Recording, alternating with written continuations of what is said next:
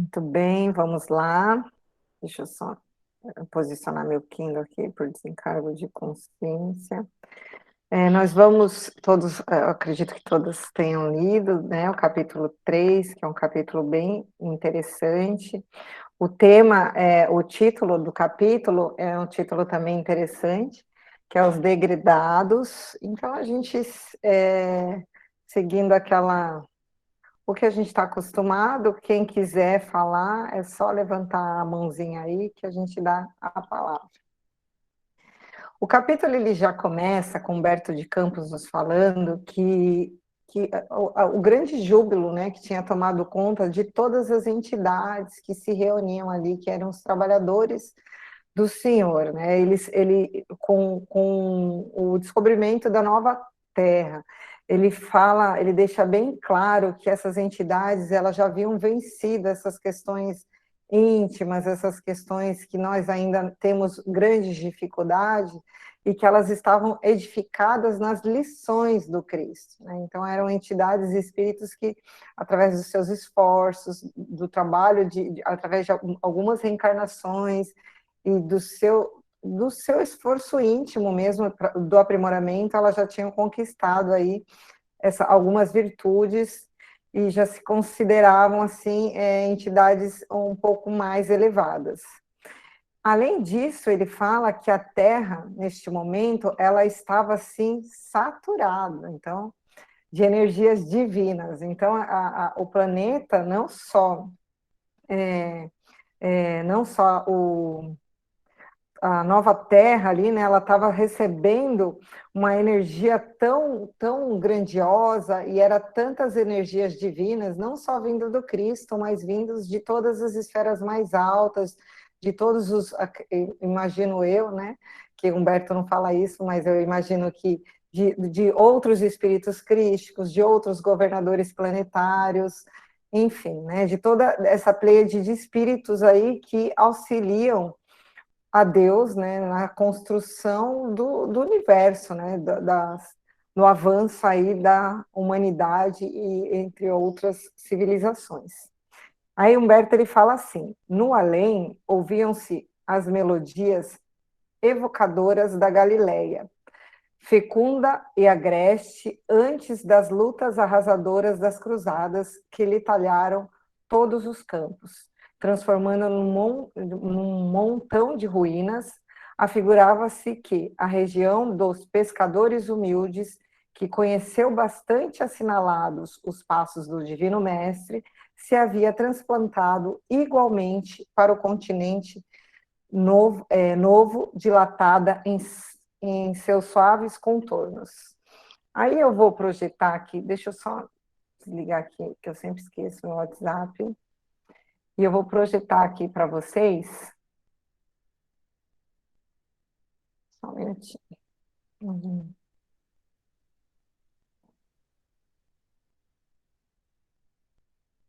Vamos lá. Eu achei bem interessante, né, vocês estão vendo Boa aí, né? noite. Oi, boa noite, Soninha. Vamos lá. Ele fala, né, então Humberto deixa bem claro assim que toda a sensação, toda a energia da Galileia, da antiga Galileia, havia se estabelecido aqui, né, na Terra do Cruzeiro.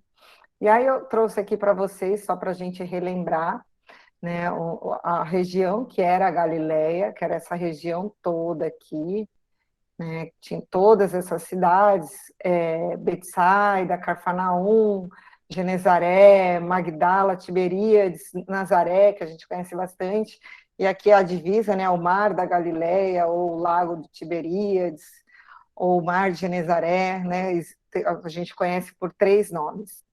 E aí Humberto ele fala que no além ouviam-se melodias evocadoras da Galileia, fecunda ou agreste das lutas arrasadoras. Eu achei interessante essa parte, porque a gente percebe que essas melodias, elas vinham de longe, né, de muito longe.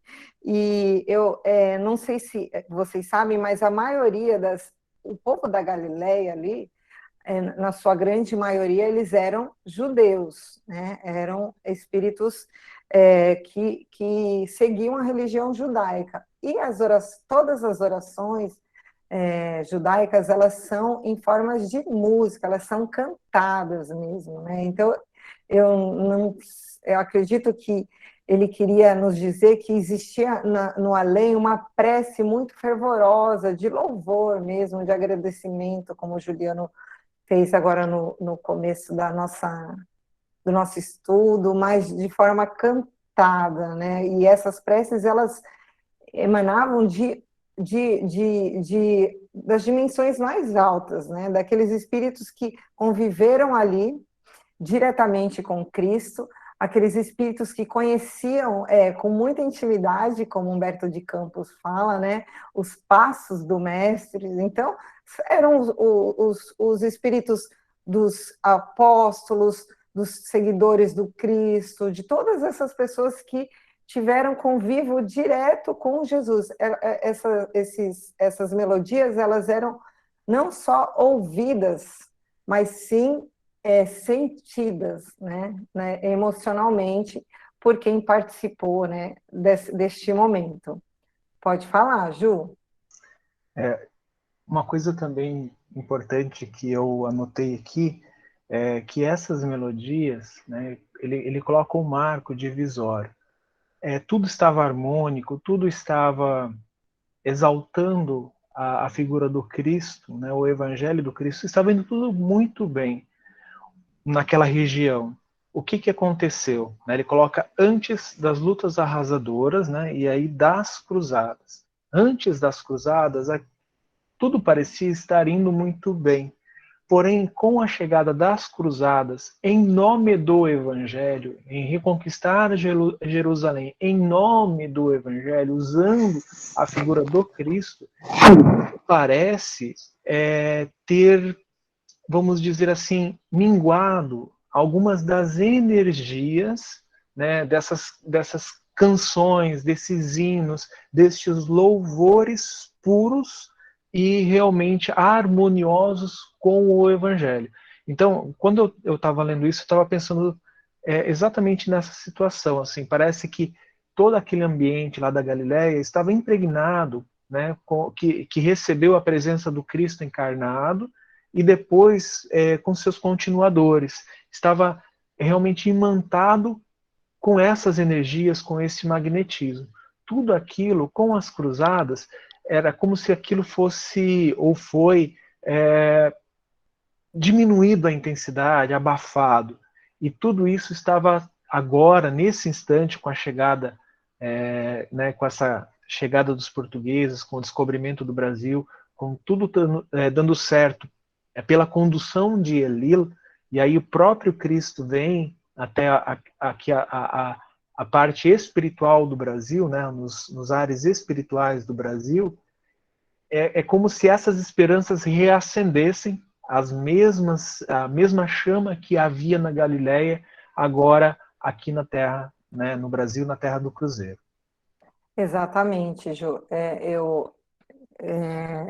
Aproveitando esse ponto, continuando aqui, ele coloca também que a terra era fecunda e agreste antes das lutas arrasadoras. Então, aproveitando esse gancho do Ju, realmente ele faz uma observação importante que teve esse divisor de águas mesmo, que antes dessas lutas arrasadoras gerada pelas cruzadas, ele fala, o que eu interpretei? Que a terra era fecunda. Quando ele fala terra, é óbvio que ele está falando de forma metafórica, que não é a terra da Galileia, e sim os corações dos espíritos que ali habitavam. Então, os corações, antes dessas cruzadas, por conta desse trauma todo, né, que foi estabelecido, dessa guerra em nome do Cristo, esses corações, eles tinham ali mesmo, toda a semente do evangelho que era plantada, ela geminava e dava bons frutos. Depois desse episódio, os corações, eles se mantiveram fechados, muito presos às guerras, né, às coisas da terra.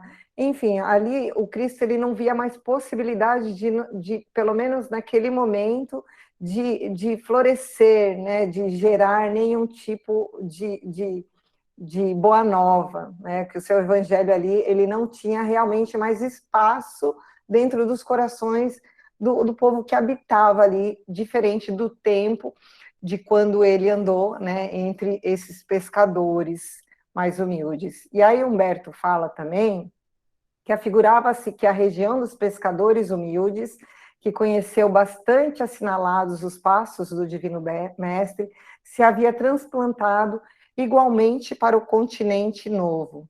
Então, assim, aquela Galileia, como a gente tinha falado, não territorialmente, mas de energia, de vibração, porque quando ele fala de terra, de energia, de vibração, a gente precisa entender que é o padrão mental das pessoas que habitam aquela região, né? E aquela não existia mais, né? A predominância ali não era de pacificadores, não era uma predominância de amor, de fraternidade. E toda essa energia havia sido transplantada com esperanças, né?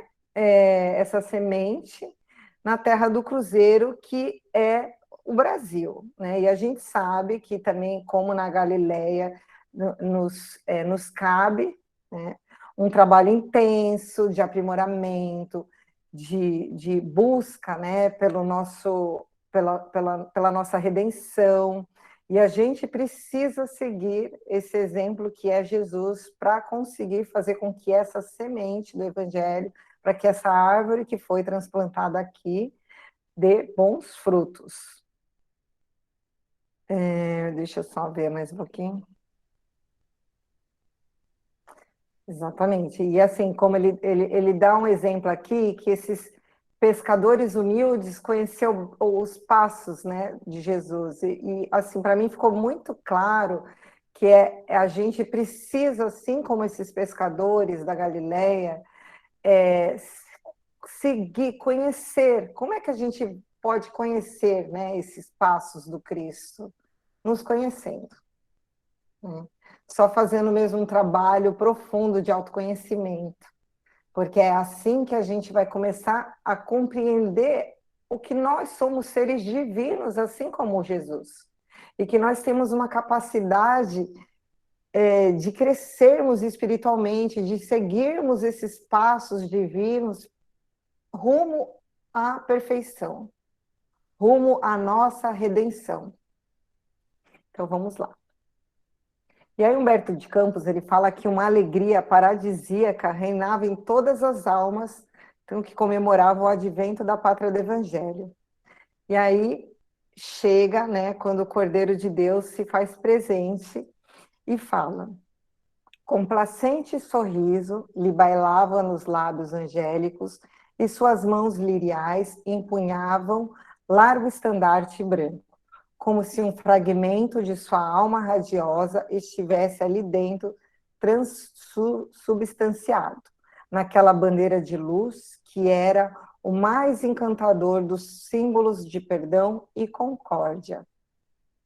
Aí eu trouxe aqui também, para a gente ver só o que é um estandarte, mais ou menos, só para a gente começar a mentalizar aí, né, que Jesus vinha com um estandarte, mas o que a gente precisa mentalizar mais, que o símbolo, né, Humberto ele fala que dentro desse estandarte parecia que tinha fragmentos, né, da alma radiosa e gigantesca do Cristo, e que era o mais encantador de todos os símbolos, e que o que a gente precisa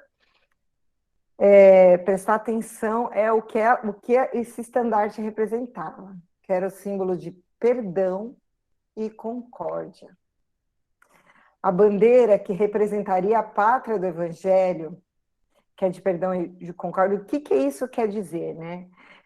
Eu fiquei um tempinho parada nessa frase aí de Humberto de Campos, que a partir daquele momento, todos os espíritos que reencarnariam no Brasil, que de alguma forma, né, estariam ligados a essa missão que nós temos aqui na Pátria do Evangelho, e na sua grande maioria, a gente sabe que existem as exceções, né?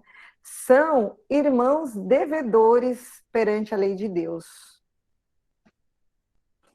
E que necessitariam, ou que necessitam, né? Porque nós estamos nesse barco também, de um trabalho muito sério, um trabalho contínuo para resgatar todas as nossas pendências, para nos edificarmos perante aos outros, a nós mesmos, perante a Deus, e pouco a pouco, né, aprendermos ao quê? A perdoar e a viver nessa energia, nesse sentimento de concórdia. Sermos pacificadores. Pode falar, Ju. Lá vou eu de novo, né? Acabar com seu tempo aqui. Mas eu achei interessante essa mensagem, né? Esse simbolismo que vem com esse estandarte, né? Que a gente vai ver um pouco mais à frente, mas ele traz como se ele trouxesse a permissão para o espírito, que você vai falar daqui a pouco, né? E sobre a proteção dele, né? A permissão e sobre a proteção do Cristo para o trabalho que aqui será e continua, né? Que seria e que continua sendo realizado. Uma coisa interessante sobre essa questão do perdão e da fraternidade que nós precisamos entender é que, veja, Cristo não escolheu, dentre todas aquelas nações que poderiam ter descoberto, conquistado o Brasil, ele escolheu assim, a nação mais humilde, né, mais simples, mais assim, estava em piores condições financeiras, vamos dizer assim, para que viesse ao Brasil. E estes espíritos que viriam para o Brasil estão na mesma sintonia, vou dizer dessa forma. Então, todos nós aqui no Brasil viemos em busca destes dois, né, pontos, que é o perdão e a concórdia. Eu me lembro de alguns livros, né, e principalmente de alguns mentores nos livros de André Luiz, falando que Deus utiliza-se daqueles espíritos menos evoluídos, né, que às vezes os mentores classificam como maus, para lapidar outros espíritos mais inferiores ainda, também classificados como maus. Então, ele não vai colocar um anjo, né, vamos dizer assim, nessa forma, um mentor altamente espiritualizado para conversar com o espírito mal, porque muitas vezes seria perda de tempo deste espírito que poderia estar sendo utilizado para outras frentes de trabalho na seara do mestre, na seara de Deus também. Então, nós que estamos um pouquinho melhores que os nossos irmãos, nós temos a tarefa de auxiliar. É mais ou menos isso que esses mentores querem dizer. E eu vejo, quando você falou dessa frase, eu estava analisando isso também, que nós viemos aqui para praticar o perdão e também sermos perdoados por aquilo que nós fizemos no nosso passado e ainda erros que a gente ainda comete, erros que ainda cometemos. Então, esse sentimento de fraternidade que você falou e do perdão, ele precisa ser bem entendido. Né? Muitas vezes a gente quer que o nosso país, a nossa nação, seja diferente, mas a gente precisa entender o porquê que Cristo quis transplantar a árvore do seu evangelho para cá e quais foram os espíritos que vieram para cá. Né? Você vai começar a falar sobre isso agora e nos próximos capítulos, né?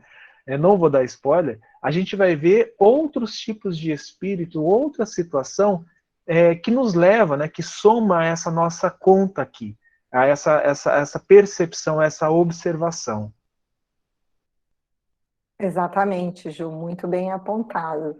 É o que a gente precisa compreender, que precisa ficar bem claro para a gente, né, que a partir desse momento, assim, quando a gente pegar, se eu não me engano, é o capítulo 3, o capítulo 2 do Evangelho segundo o Espiritismo, que ele fala, há muitas moradas na casa do meu pai, o Espírito de São Luís, ele dá uma explicação para a gente sobre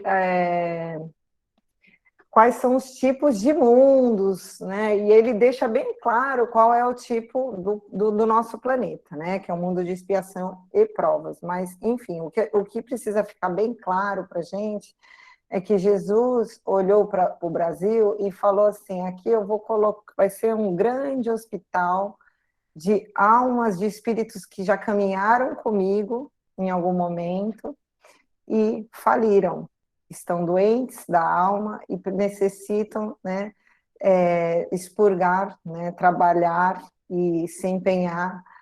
E a gente vai ver aí na frente que eu trouxe algumas informações também do livro do Emmanuel, A Caminho da Luz, e acho que vai ficar um pouquinho mais claro para a gente, né, a nossa missão. Enfim, e aí Humberto nos fala assim: dirigindo-se a um dos seus elevados mensageiros na face do orbe terrestre, em meio do divino silêncio da multidão espiritual, sua voz ressoou com doçura. Ismael, agora vamos lá falar um pouquinho de Ismael.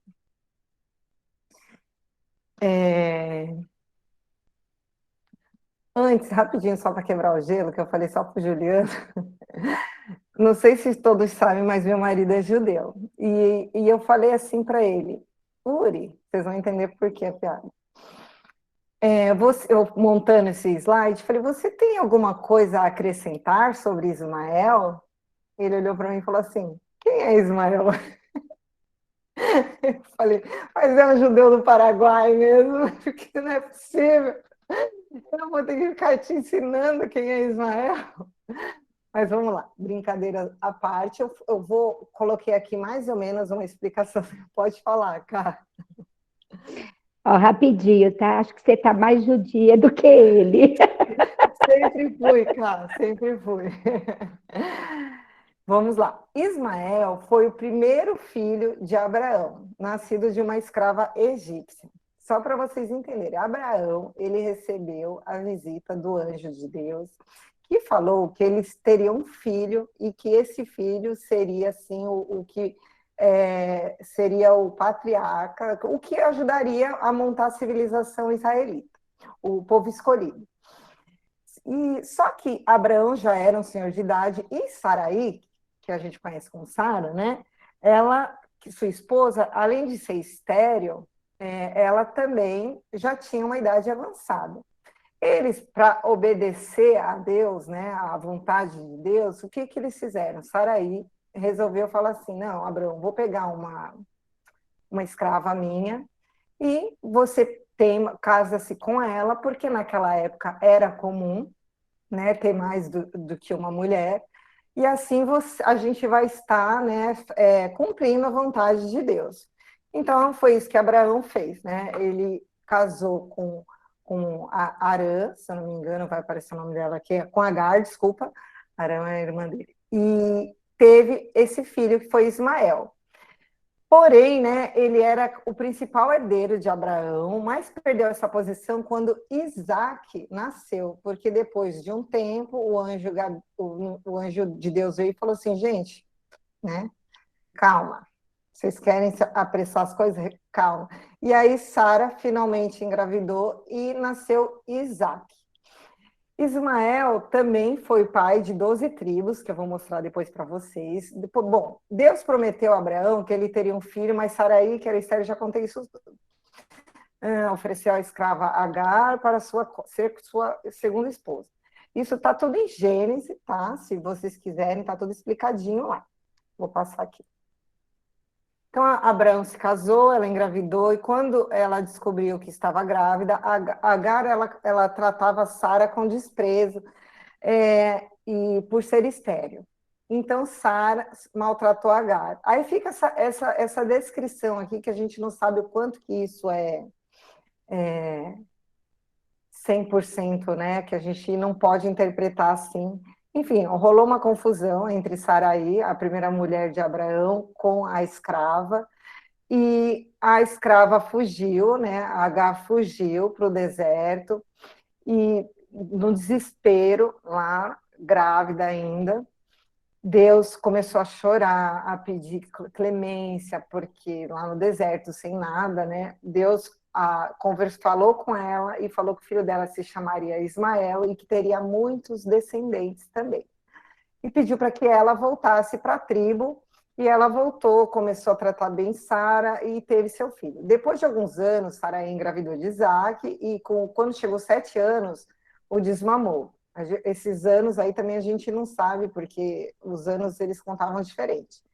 Abraão deu uma grande festa em nome de seu filho, o seu verdadeiro herdeiro. Ismael costumava zombar com Isaac, o que deixou Sara cada vez mais irritada ao ponto dela pedir para que seu marido expulsara Agar e o seu filho. Abraão aconselhou-se com Deus, que lhe disse: não te pareça mal aos teus olhos acerca do moço e acerca da tua serva.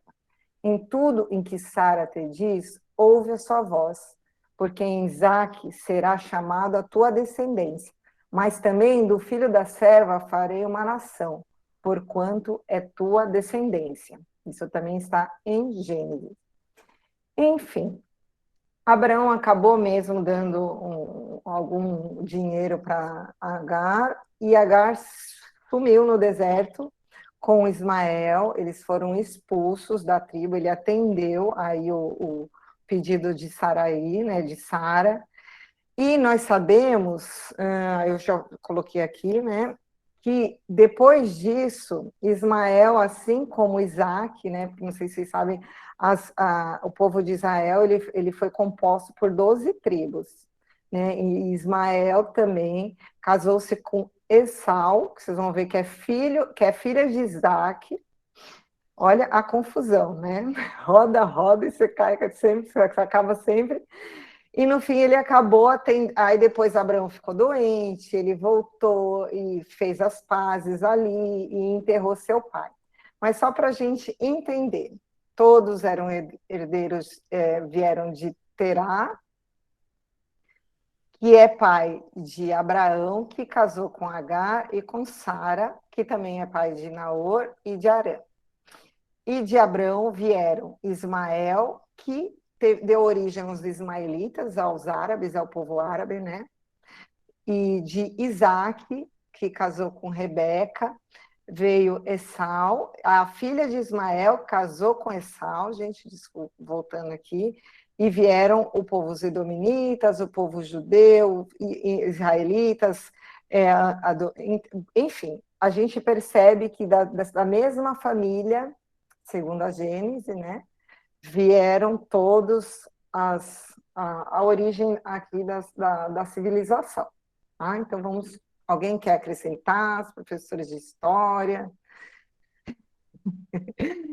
Podem ficar à vontade, porque tem bastante informação. Ótimo. Então, Jesus fala assim, continuando a fala lá do Cristo. Ismael, manda o meu coração, que doravante sejas o zelador dos patrimônios imortais que constituem a terra do cruzeiro. Aí, que patrimônios são esses, né? Que são patrimônios não materiais, são patrimônios imortais. Lá na frente a gente vai ver que ele fala que é o quê? Deus, Cristo e caridade. Mas eu não vou entrar nessa questão agora, eu vou entrar daqui a pouquinho na frente. E ele continua falando: recebe-a nos teus braços de trabalhador devotado da minha seara, como a recebi no coração, obedecendo às sagradas inspirações do nosso Pai. Então, aqui tem uma informação bem importante, né? Toda essa movimentação para descobrimento da Terra do Cruzeiro e para a vinda desses espíritos para cá, todo veio a pedido de Deus, que é a sabedoria suprema, né? Que é o que organiza e tem a ajuda ali dos espíritos crísticos e também os espíritos crísticos dos seus auxiliares para que tudo funcione. Pode falar, Ju.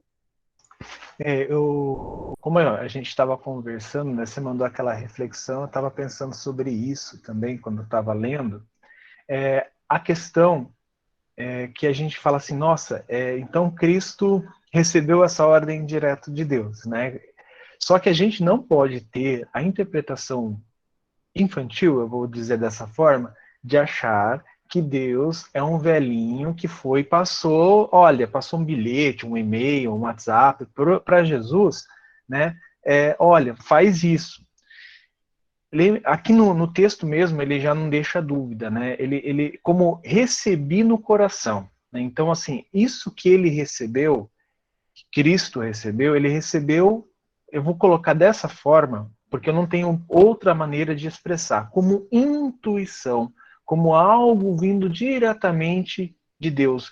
Os desígnios de Deus, a vontade de Deus, que muitas vezes Jesus, no Evangelho, ele fala, o meu alimento é fazer a vontade de meu Pai. Então a gente percebe o grau de compreensão e ligação com Deus que um Cristo tem. Então aqui o que ele está falando é eu compreendo perfeitamente a vontade de Deus, que eu nem consigo falar, assim, explicar para você, Deus é essa força, Deus é este, não pode colocar ser, não pode colocar força, não pode colocar nada, porque tanto que os judeus eles não têm um nome para se referir a Deus, eles têm aquele tetragrama lá deles que é impronunciável, né? Porque Deus não é um homem, Deus não é um material, Deus não é uma energia. Deus é Deus, é diferente. Então, os cristos, eles chegam muito próximo a compreender Deus e entender os desígnios dele. E como Jesus coloca, né, ele recebe isso diretamente por estar ligado, por estar realmente recebendo isso do alto, diretamente no coração. Então, é como eu vou colocar assim, entre aspas, intuição que Cristo recebeu essas instruções de Deus. Né? Muito bem colocado, Ju. É o que a gente ouve tanto falar, mas a gente não compreende, porque a gente ainda não tem a capacidade de sentir, que é a famosa comunhão com Deus. Quando se está em comunhão com Deus, você sabe, você sente o que Ele quer, você sabe quais são os seus próximos passos, o que Ele espera de você. Né? Então, a gente sempre fica perguntando, a gente não fica nessa comunhão. Então, a gente sempre está perguntando, Deus, o que você quer de mim? Né? Então, para a gente é difícil estabelecer ainda esse laço de comunhão, porque a gente ainda está muito apegado às coisas da terra. Então, para a gente não é... de vez em outra, a gente abre uma brecha para essa comunhão com as forças do alto. Mas ainda é muito raro, né? Não é algo comum, mas chegaremos lá. Então, Jesus ele faz esse apelo que Ismael cuide, zele, né, do Brasil, como da mesma forma que ele cuidaria, assim, pessoalmente. E aí ele fala assim, reúne as incansáveis falanges do infinito que cooperam nos ideais, as incansáveis falanges do infinito que cooperam nos ideais sacrossantos da minha doutrina e inicia desde já a construção da pátria do meu ensinamento. Para aí transplantei a árvore da minha misericórdia e espero que cultives com a tua abnegação e com o teu sublimado heroísmo. Isso é muito importante também. Jesus fala que ele transplantou aqui a árvore da misericórdia dele, que primeiramente foi transplantado na Palestina, e que era para que Ismael cultivasse essa misericórdia também. Então, que Ismael... Aqui ele deu um sinal muito claro, né? Ismael que não percebeu. Ele precisava ter um coração muito misericordioso para lidar com todos os problemas do Brasil, os problemas sociais, né?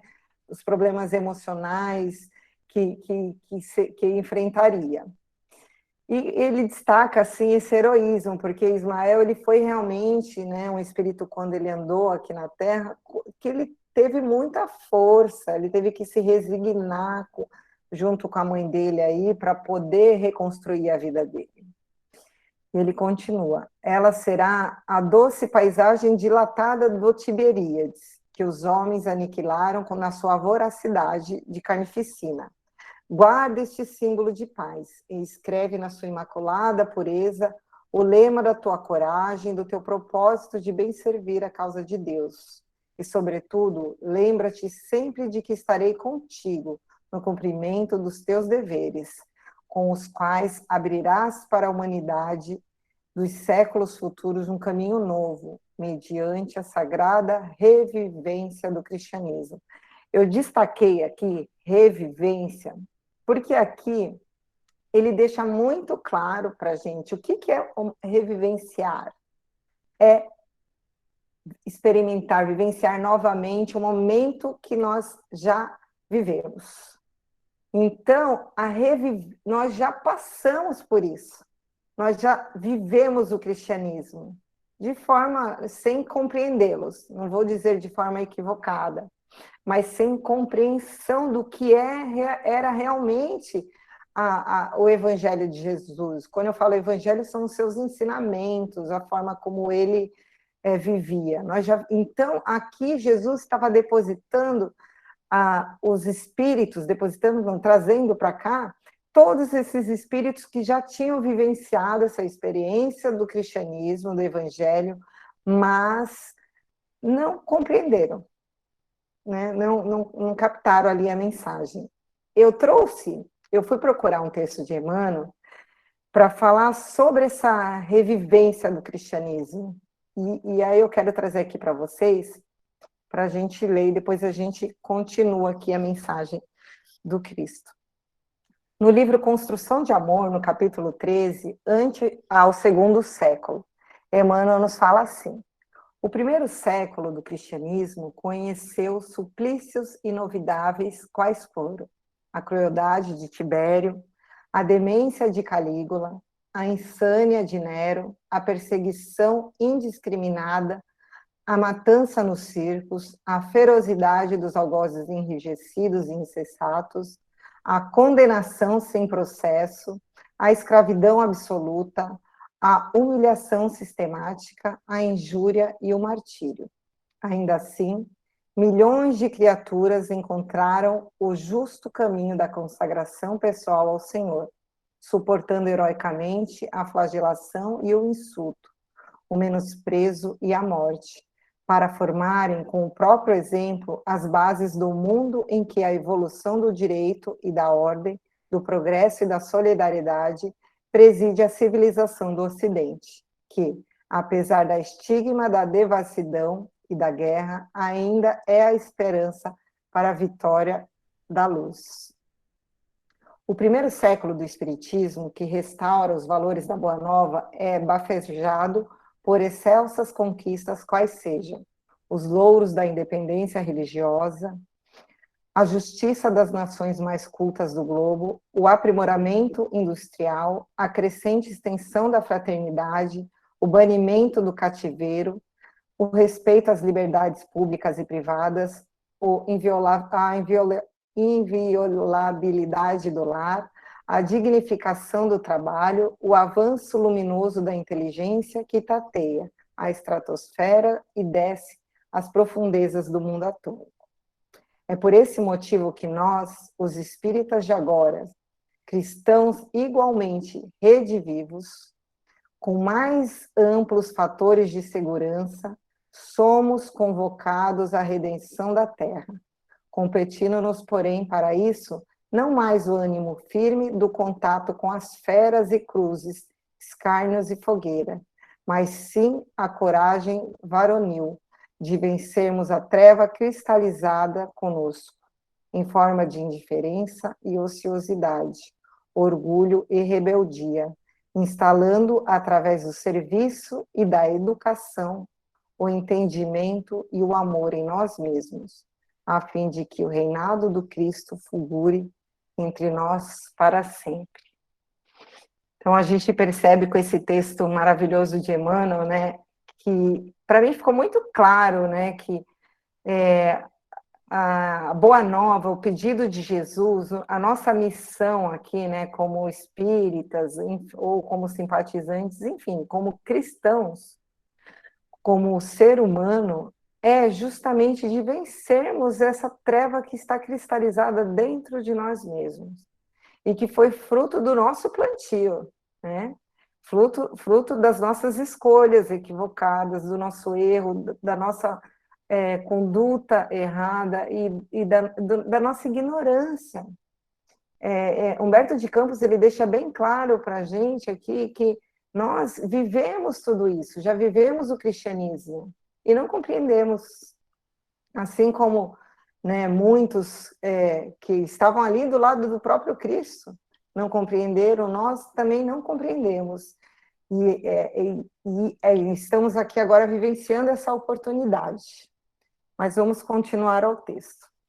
E aí o Cristo continua: Ismael, recebe o lábaro bendito das mãos compassivas do Senhor. Não, desculpa, Humberto fala. Ismael recebe o lábaro bendito das mãos compassivas do Senhor, banhado em lágrimas de reconhecimento.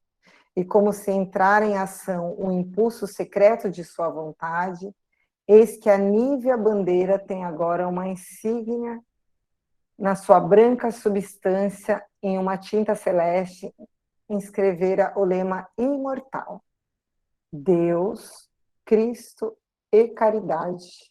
Gente, vamos lá, falar desse lema aí, que foi o impulso, se eu tiver feito a interpretação errada, me ajudem, da vontade secreta de Ismael, com certeza potencializada pelo Cristo e pelas forças ainda mais altas. Vamos falar desse lema, que é o lema do Brasil: Deus, né? Por que Deus? Porque Deus é a inteligência suprema, é a causa primária de todas as coisas, Pai amoroso, misericordioso, e é a força que promove tudo, a força provedora não só da Terra, mas do universo. Cristo, em segundo lugar, que ele é o quê? O nosso irmão mais velho. É o ser mais perfeito que o Pai nos ofereceu para ser o nosso guia e modelo na humanidade.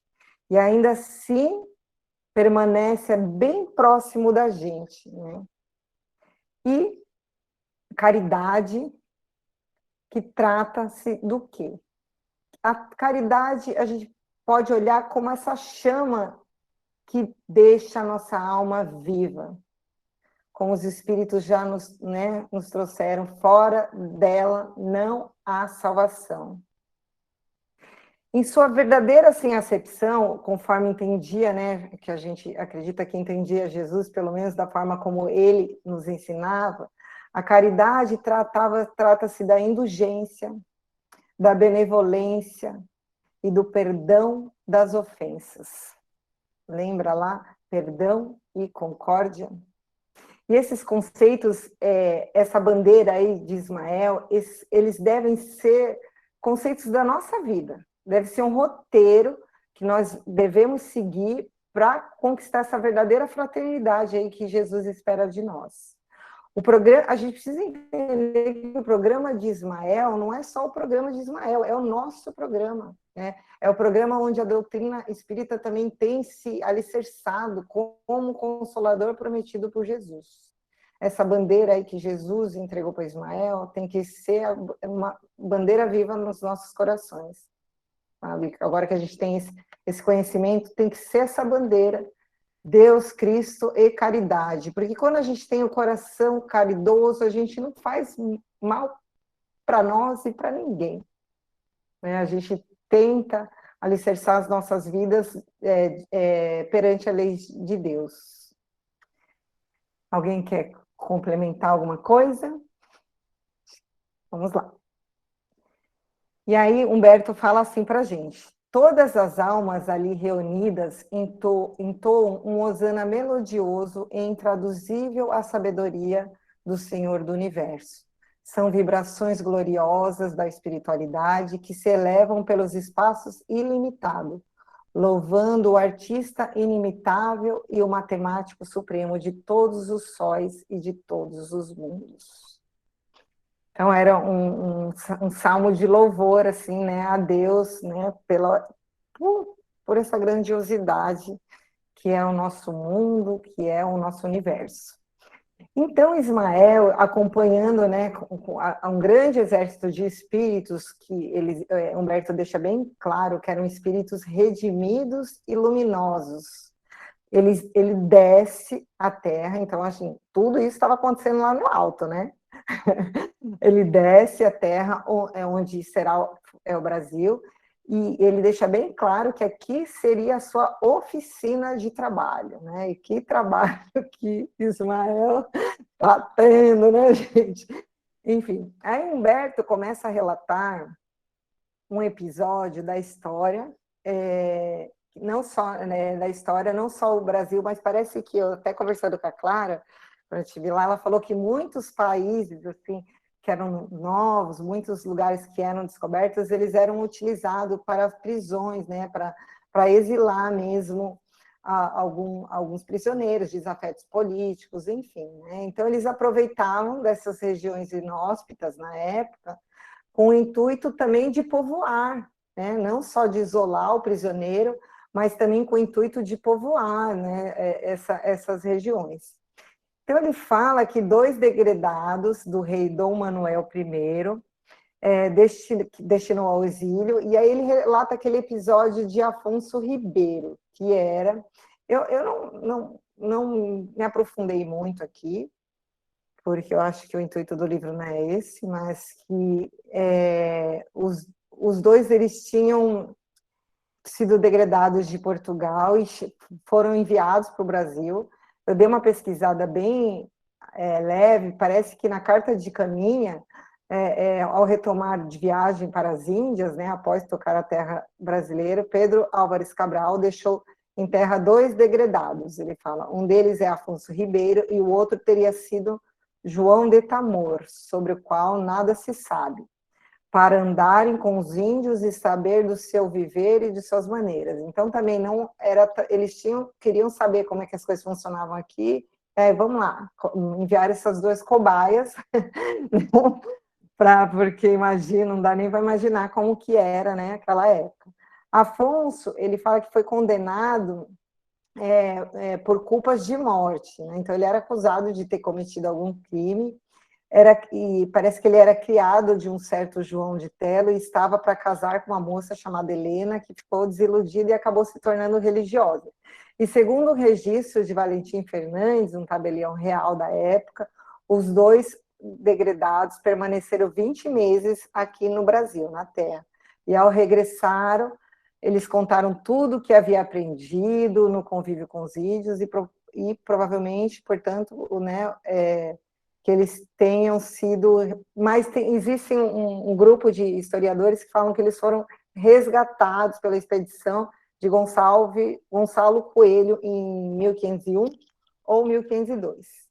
Mas também consta nesse relato histórico o que Humberto de Campos nos traz, né? Que é a partida de quando Cabral estava partindo, Afonso Ribeiro, no auge do seu desespero, apossou-se de uma piroga e se aventurou mar adentro na tentativa de alcançar a frota com os homens que o deixaram. Após remar, só que aí na história fala que algum tempo depois, exausto, ele se entregou e o mar, né, trouxe ele de volta para a areia. Mas a gente, no relato aqui de Humberto de Campos, ficou bem claro que foi a primeira oportunidade que Ismael, a primeira intervenção direta de Ismael aqui na Terra do Cruzeiro. Mas eu contei isso porque... Pode falar, Ju. Eu achei interessante esse episódio, porque um pouco antes, quando Elil, né, fala assim, mestre, agora tá descoberto, né? E aí, tanto que na aula passada a gente falou, né? Jesus fala assim, Elil, acalma teu coração. Elil estava preocupado em pirataria, de roubar os tesouros, de dividir o Brasil, né? Porque assim, o formato do Brasil, a sua imensidão, o tamanho dele, ele estava preocupado com isso, né? Com a ambição das nações. E aí Jesus fala, não, olha, acalma teu coração, Elil, não, né, ali você não vai intervir. Mas quando foi agora para uma pessoa que, pelo que o Humberto coloca aqui, ele foi acusado injustamente, ele tinha o coração realmente puro, com saudade da terra, mas seria um dos seus trabalhadores abnegados aqui por um certo tempo nessa terra, trabalhando aqui no Brasil. Então, ali ele pôde intervir, né? Não interferir, mas intervir. Por quê? Porque ele pediu ajuda, né? O próprio Humberto retrata isso, abriu seu coração, pediu ajuda, solicitou essa ajuda e Ismael interveio. Então, eu achei legal essa separação, assim, da ambição, de tudo isso, Deus, Jesus estão cuidando. Agora, individualmente, cada um de nós, o nosso trabalho na seara do Cristo, na propagação do Evangelho e principalmente a incorporação deste Evangelho em nossos corações, aí é Ismael que está conduzindo. Ismael está diretamente atuando. Então, assim, é estranho a gente pensar que a gente está abandonado ao léu. Isso é ilusão. Ismael está sempre junto com a gente nessa questão, quando se trata de levar esse estandarte do Cristo adiante, além. Né?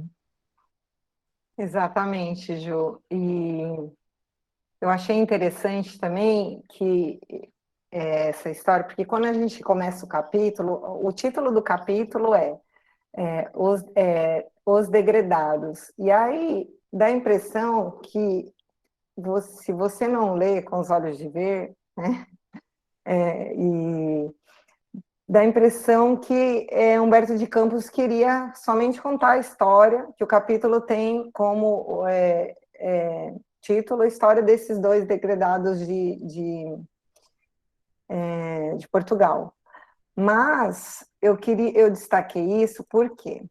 Porque quando Humberto de Campos trouxe esse título para a gente, óbvio que ele conta a história dos portugueses, mas ele queria mesmo que nós nos atentássemos a outros exilados, que somos nós mesmos, que foram os espíritos que foram exilados das suas nações, vamos dizer assim, pátrias mães, e por acréscimo de misericórdia do Cristo, nós estamos aqui no Brasil, enfrentando algumas dificuldades do campo moral, né, principalmente, alguns com dificuldades também material, mas, enfim, para quê?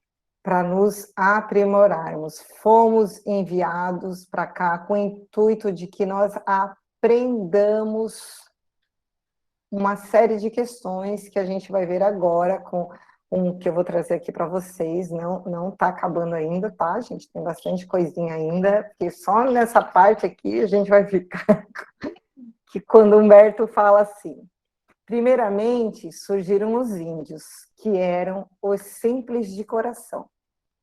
Em segundo lugar, chegavam sedentos de justiça divina.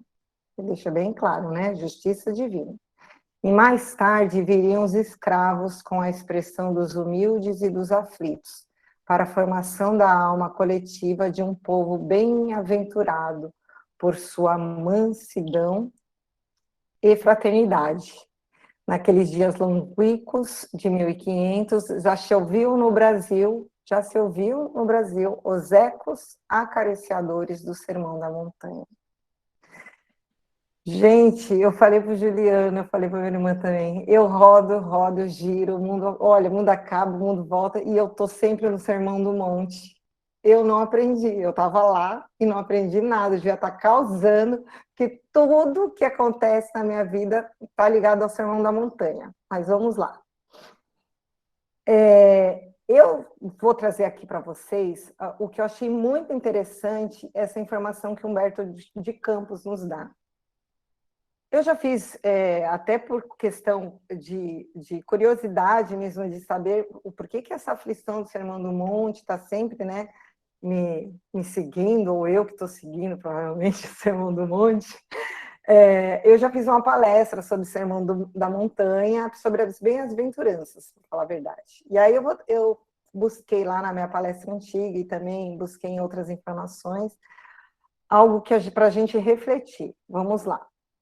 Primeiro, ele fala que vieram os simples de coração, que eram os índios simples e puros de coração. A gente precisa, assim, antes pensar assim, nas bem-aventuranças. Quem não sabe, está lá é o discurso do Sermão da Montanha, que está em Mateus, desculpa, capítulo 5. O único evangelista, né, que registrou o Sermão da Montanha foi Levi, foi Mateus. Existe um relato breve assim, em Lucas, mas eu já tentei, qualquer dia eu vou pedir uma consulta para saber, porque só Levi que escreveu, mas eu acredito que o papel de Levi era esse mesmo, né? Mateus era esse mesmo. Enfim, as bem-aventuranças, elas são assim, né? Na minha interpretação, uma escada ascensional. Elas são um anúncio de felicidade, para proclamar nossa libertação, não conformismo, não alienação, né? Elas anunciam a vinda, a forma como a gente tem de alcançar o reino de Deus, não através de palavra, e sim de ação, tá? Para tornar presente esse mundo de justiça, esse mundo de amor, esse mundo de fraternidade. Quero deixar bem claro aqui também que é minha interpretação, tá, gente? Então, se vocês tiverem uma interpretação diferente, vocês podem colocar. Não, assim, é muito difícil, parábola, a gente não tem a capacidade ainda, por mais que a gente se esforce, de interpretar, né, na sua essência máxima. Então, vamos lá. Primeiro vieram os simples e puros de coração, que eram os índios. E aí que a bem-aventurança que a gente lembra. Bem-aventurados os puros de coração, porque verão a Deus. O que né, é pureza de coração? Antes de falar assim um pouquinho, a gente percebe que são 9 bem-aventuranças, sendo 7 de conquista de virtudes, uma de perseverança e a última é de alerta, tá? Essa é de virtude. O que é ser puro de coração, né? O que a gente imagina que é uma pureza, né? A gente confunde pureza com ingenuidade, né? Quando a pessoa é ingênua. Mas não, o coração puro, ele sabe o que é maldade, mas ele não pratica, ele não se compraz com a maldade. E o coração puro é aquele coração prudente e, acima de tudo, ele sabe tirar da situação ruim ou de uma pessoa que causa mal para ele uma coisa boa. O Cristo tinha esse coração puro, ele olhava para a maldade do mundo, para a maldade que ainda tem em nosso coração, e ele via o quê? Ele via a nossa potencialidade. Então, os índios, segundo Humberto de Campos, eles eram simples de coração, eles tinham pureza, essa pureza de coração. Depois vieram os portugueses, que eram os que tinham sede de justiça divina. E que nós lembramos do quê? Bem-aventurados os que têm fome e sede de justiça, porque serão saciados.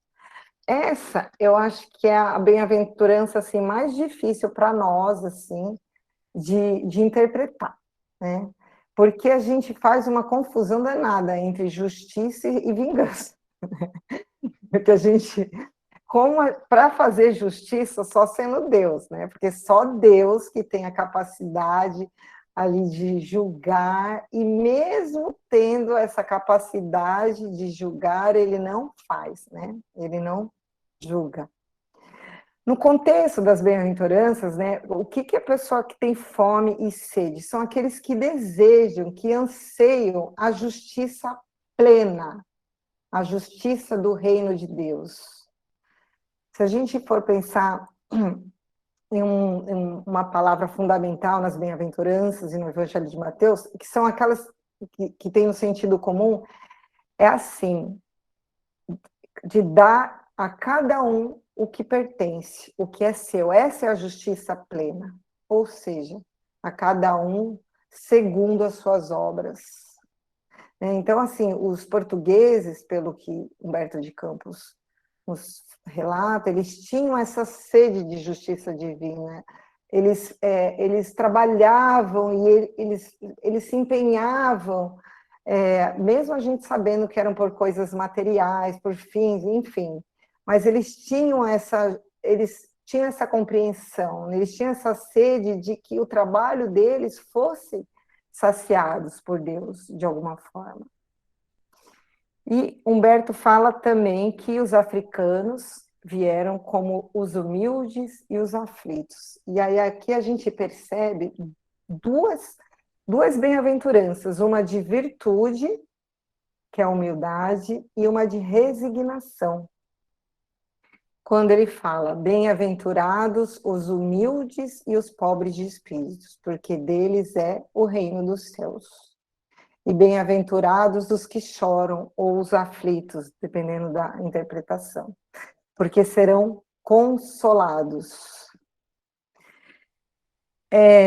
A virtude, né, se a gente for ver, a primeira bem-aventurança é bem-aventurados os humildes e os pobres de espírito. Então, a gente percebe que a primeira virtude é a humildade. Quando o Cristo, lá no Sermão do Monte, ele traça esse roteiro, essa escada ascensional, a primeira virtude que ele fala que a gente precisa ter é a humildade. Por quê, gente? Porque a humildade, ela é o que abre espaço para que nós aceitemos as nossas limitações, nos coloquemos na situação de aprendizes, e desta forma, aprendiz que eu digo da vida, aprendiz do Cristo, né? Aprendiz do todo. Dessa forma, a gente consegue realmente progredir. E veja assim, que a gente muitas vezes coloca essa humildade como sendo uma virtude muito difícil de conquistar, muito distante. Realmente, eu acredito assim, na sua essência mais pura, ela deve ser mesmo, ainda não alcançamos, mas nós temos traços de humildade. É com esses traços de humildade que nós já temos essa semente, que a gente está aqui hoje, com o coração aberto para aprendermos, que a gente reconhece os nossos erros, que a gente reconhece as nossas limitações e que a gente tem essa sede mesmo de evoluir, de galgar esses degraus aí. E o que ele fala depois é bem-aventurados que choram ou os aflitos, porque serão consolados.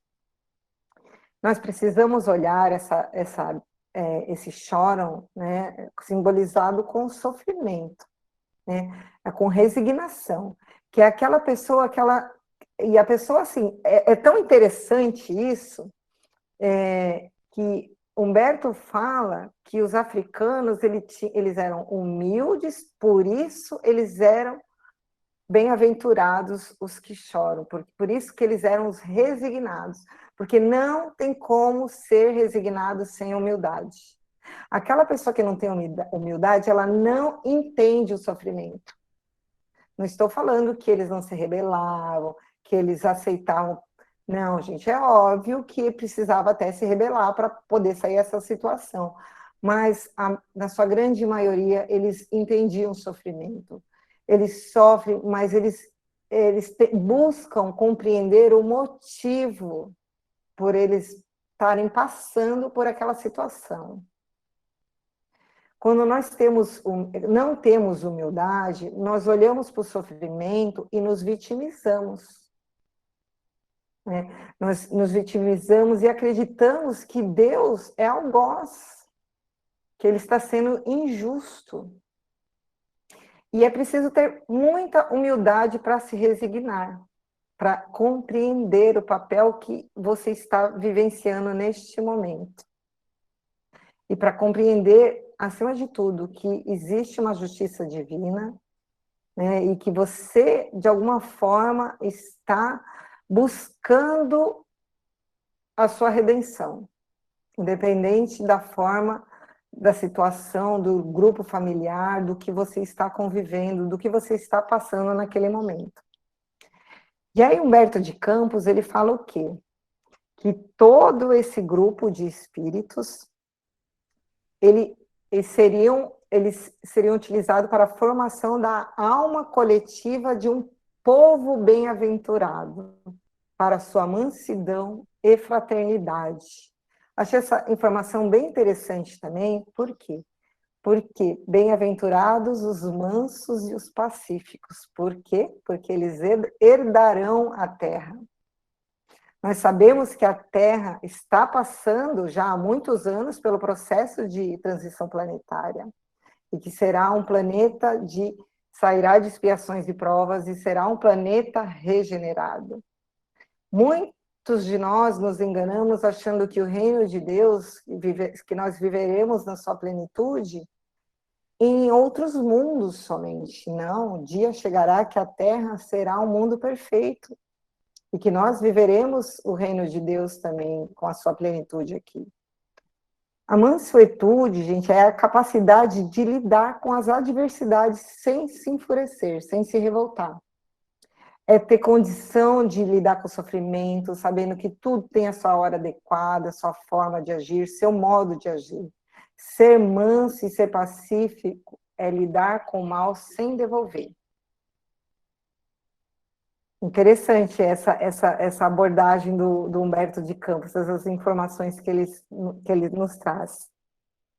É esperar, ser paciente, que a gente vai herdar essa terra maravilhosa, que será um planeta, daqui a alguns séculos, de um planeta perfeito. Mas, se alguém quiser complementar alguma coisa dessas bem-aventuranças, senão eu queria trazer outras informações mais ligado a isso. Quer falar alguma coisa? Cássia, Nilda, Ju, não? Então vamos seguir aqui.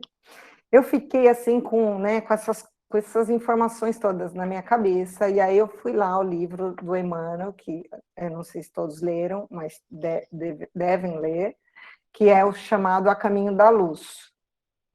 Porque eu quis entender melhor, né? Porque A Caminho da Luz, ele faz o quê? Ele mostra para a gente, explica a Gênese, da forma espiritual, vamos dizer assim, a formação do mundo, dos povos, é bem interessante.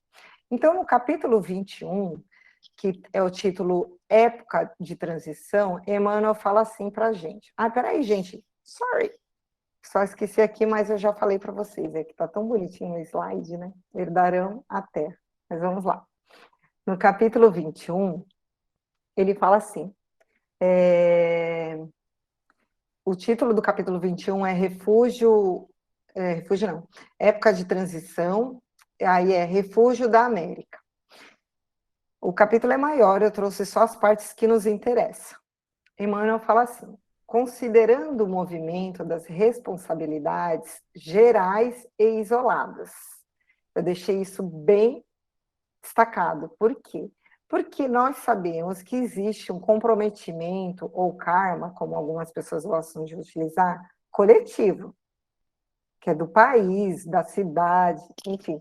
Mas existem não só coletivas, responsabilidades individuais também, do espírito.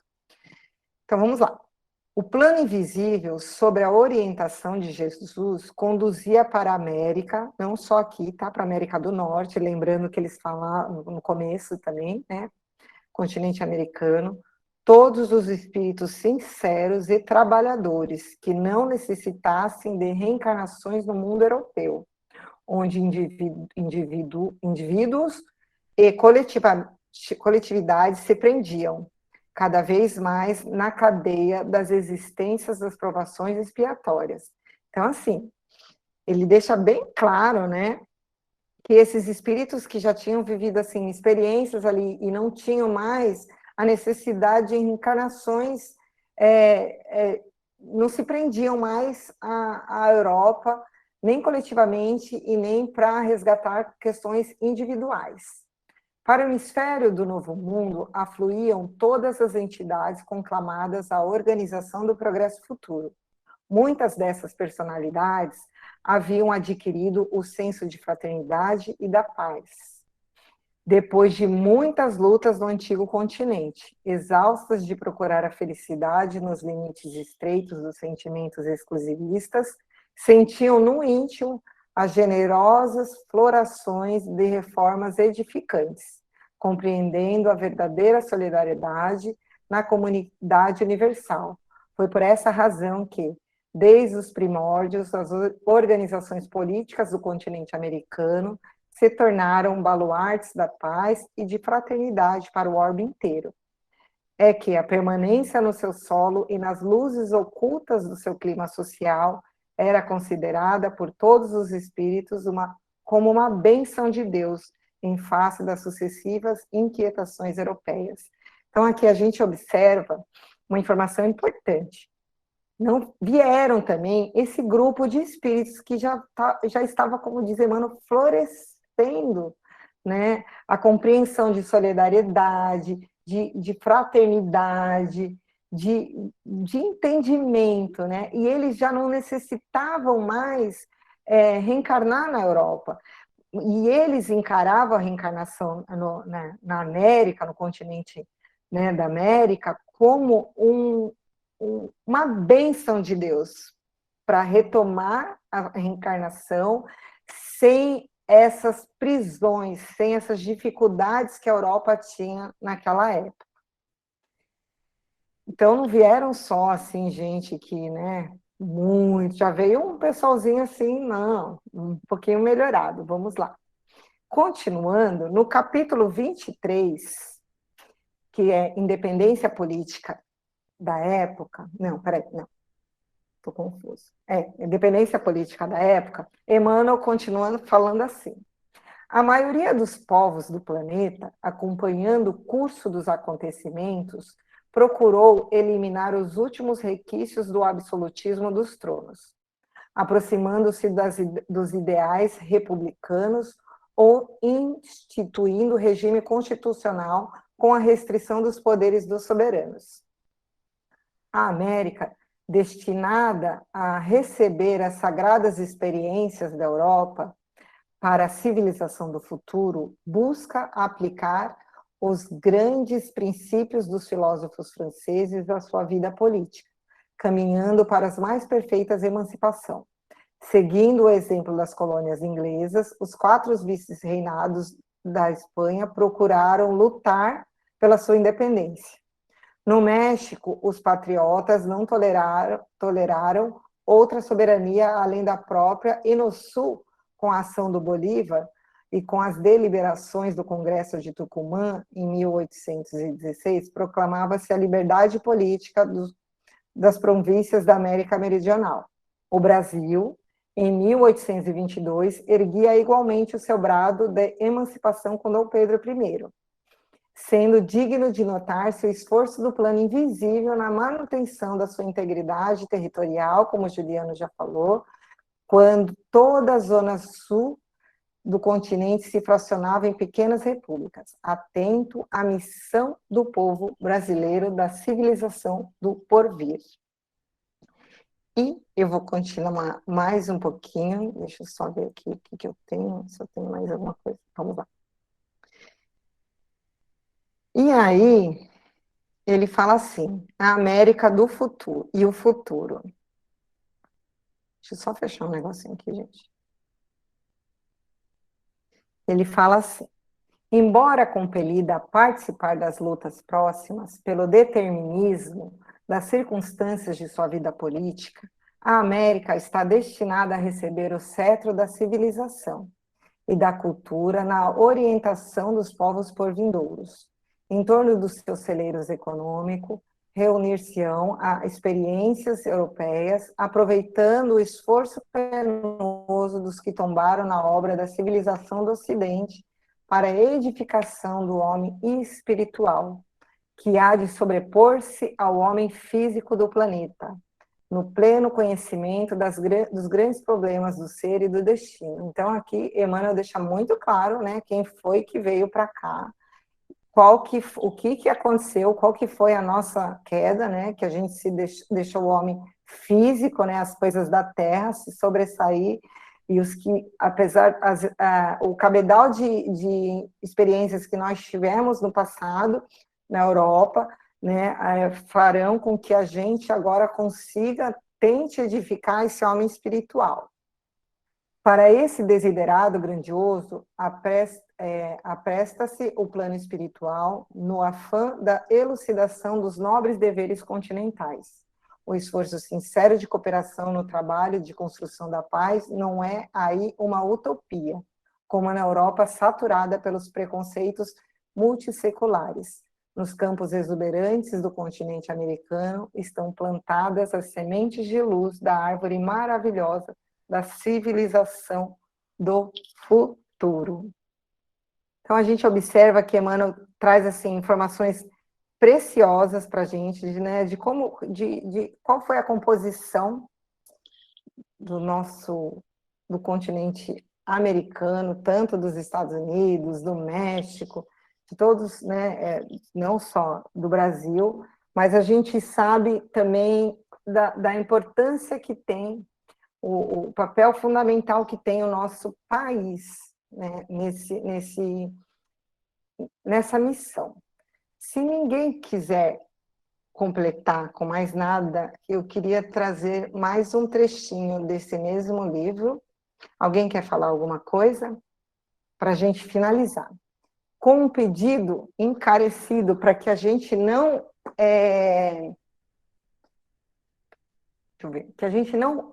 faça interpretações literais, apocalípticas, tá? Porque esse não é o propósito da doutrina, nem de Emmanuel, e nem do Chico, e nem da espiritualidade. No final desse livro, estou trazendo um spoiler, a pessoa nem leu, eu já estou trazendo o final do livro. É vocês que lutem, porque o livro foi publicado em 1938, então tiveram bastante tempo para ler. Vamos lá, eu vou ler, é longuinho, tá? Então eu vou ler assim com bastante calma, a gente não precisa discutir, mas eu fiquei com essa coisa no finalzinho na minha cabeça, falei, eu acho que eu preciso, né, trazer, acho que o Chico, né, o Emmanuel, através do Chico, está pedindo para que a gente converse sobre isso. Então vamos lá. O final do livro é assim, o Evangelho e o Futuro. Aí Emmanuel escreve assim: o modesto escorço da história faz entrever os laços eternos que ligam todas as gerações nos surtos evolutivos do planeta. Muita vez, o palco das civilizações foi modificado, sofrendo profundas renovações nos seus cenários, mas os atores são os mesmos. Entenderam, né, gente? O palco muda, mas os atores são os mesmos, caminhando nas lutas purificadoras para a perfeição daquele que é a luz do princípio. Nos primórdios da humanidade, o homem terrestre foi naturalmente conduzido às atividades exteriores, desbravando o caminho da natureza para a solução do problema vital. Mas houve um tempo em que sua maioridade espiritual foi proclamada pela sabedoria da Grécia e pelas organizações romanas. Nessa época, a vinda do Cristo ao planeta assinalaria o maior acontecimento para o mundo, de vez que o Evangelho seria a eterna mensagem do céu, ligando a Terra ao reino luminoso de Jesus, na hipótese da assimilação do homem espiritual, com respeito aos ensinamentos divinos. Mas a pureza do cristianismo não conseguiu manter-se intacta. Tão logo regressaram ao plano invisível os auxiliares do Senhor, reencarnados no globo terrestre para a glorificação dos tempos apostólicos. O assédio das trevas avassalou o coração das criaturas. Decorridos 3 séculos da lição santificante de Jesus, surgiram a falsidade e a má adaptando-se às conveniências dos poderes políticos do mundo, desvirtuando-se-lhes todos os princípios por favorecer doutrinas de violência oficializadas. Debalde enviou o Divino Mestre os seus emissários e discípulos mais queridos ao ambiente das lutas planetárias. Bora os apóstolos reencarnar, tudo de novo. Quando não foram trucidados pelas multidões delinquentes ou pelos verdugos das consciências, foram obrigados a capitular diante da ignorância, esperando o juízo longínquo da posteridade. Desde essa época em que a mensagem evangélica dilatava a esfera da liberdade humana, em virtude da sua maturidade para o entendimento das grandes e consoladoras verdades da existência, estacionou o homem desde aquela época, estacionou o homem espiritual em seus surtos de progresso. Gente, estacionamos. Impossibilitado de acompanhar o homem físico na sua marcha pelas estradas do conhecimento. Então, o progresso tecnológico, tudo, né, a ciência cresceu, foi muito rápido, mas, porém, esquecemos, né, de alimentar o homem espiritual.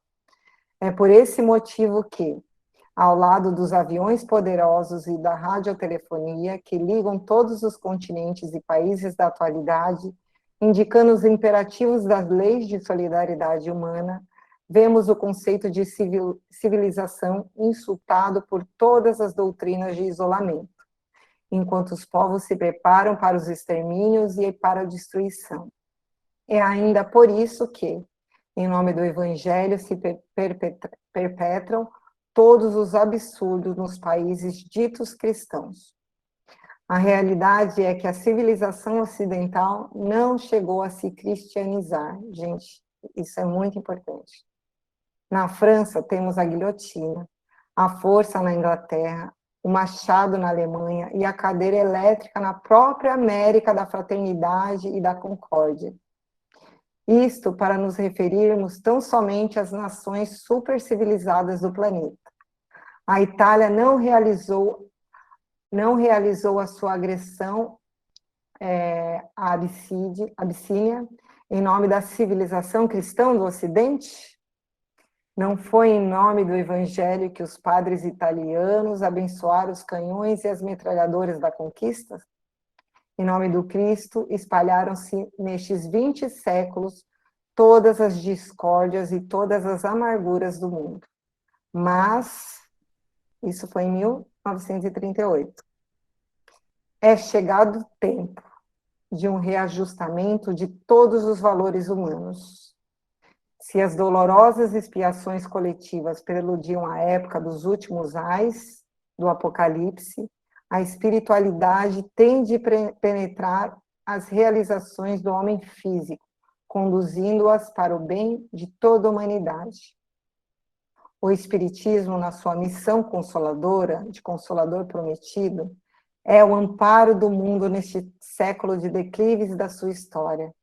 Só ele pode, na sua feição de cristianismo redivivo, salvar as religiões que se apagam entre os choques da força e da ambição, do egoísmo, do domínio, apontando ao homem os seus verdadeiros caminhos.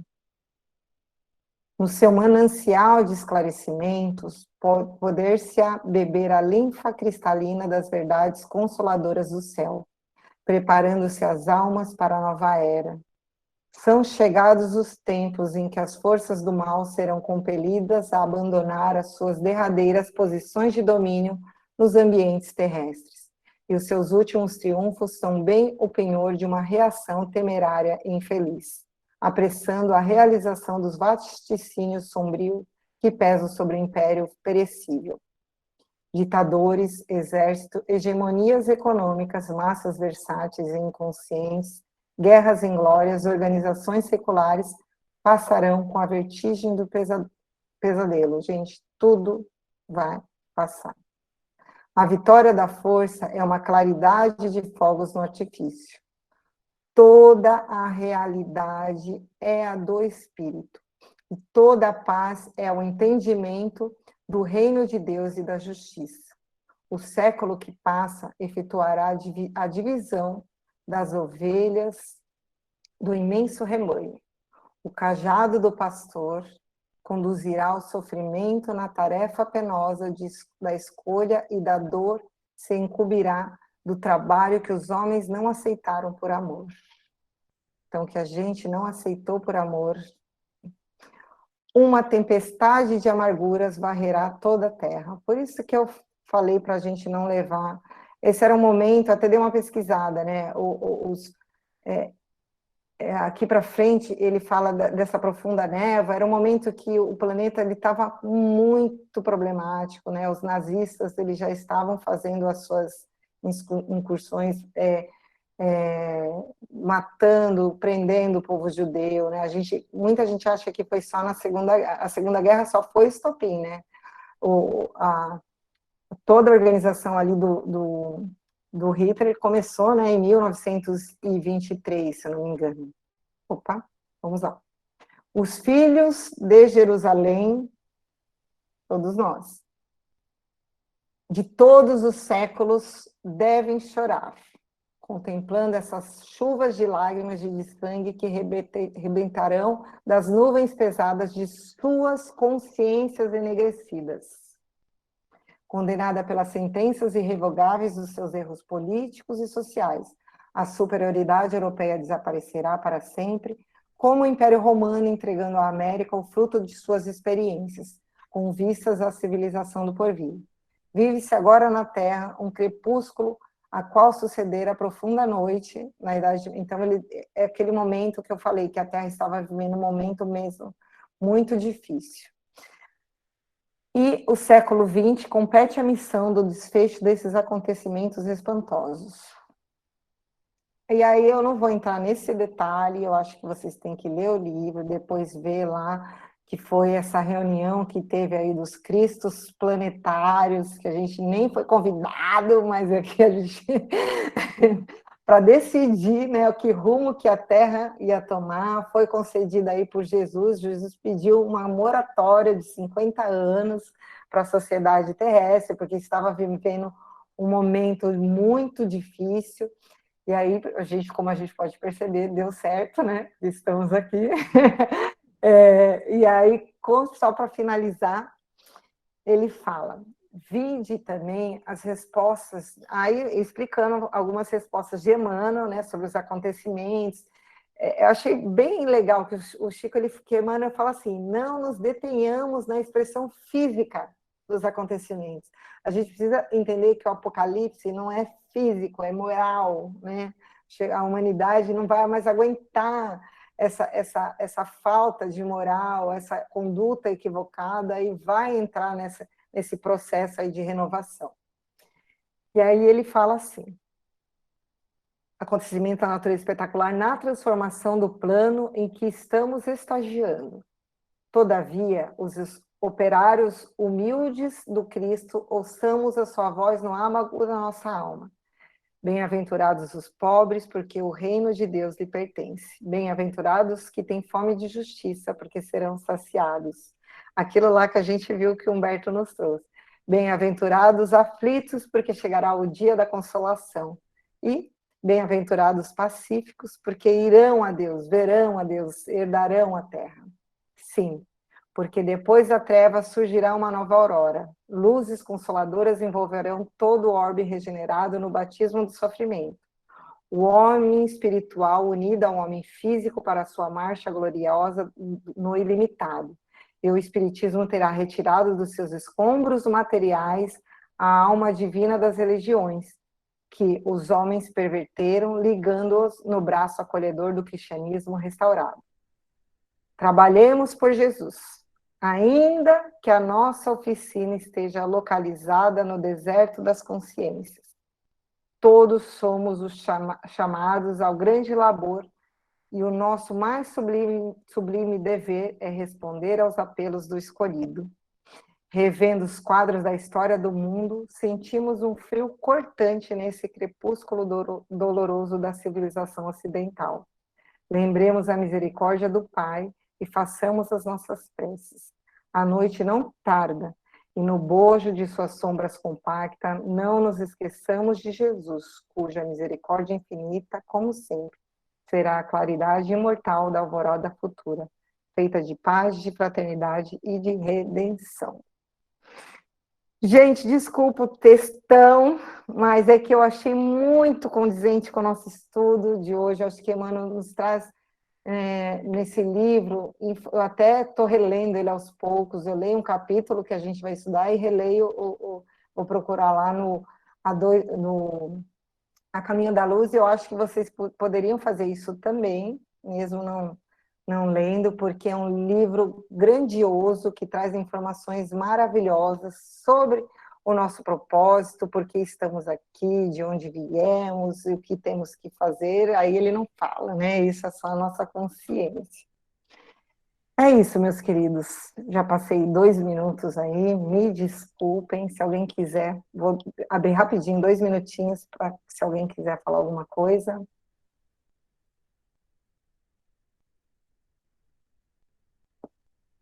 Nada? Pode falar, cara. Você estava lendo o texto do A Caminho da Luz, e eu estava aqui te ouvindo e encerrando aqui essa parte que eu estava estudando, tem um trecho do Atos dos Apóstolos que diz o seguinte: não compete a vós conhecer os tempos e os momentos que o Pai fixou em sua própria autoridade, mas recebereis uma força, a do Espírito Santo, que descerá sobre vós, e sereis minhas testemunhas em Jerusalém, em toda a Judéia e a Samaria, e até aos confins da terra. Dito isto, foi elevado à vista deles, uma nuvem o ocultou a seus olhos. Eu acho assim que não à toa estamos aqui reunidos estudando tudo isso. Somos os chamados, somos chamados. E até quando nos negaremos ao ouvir o chamado? Mais uma vez estamos sendo chamados.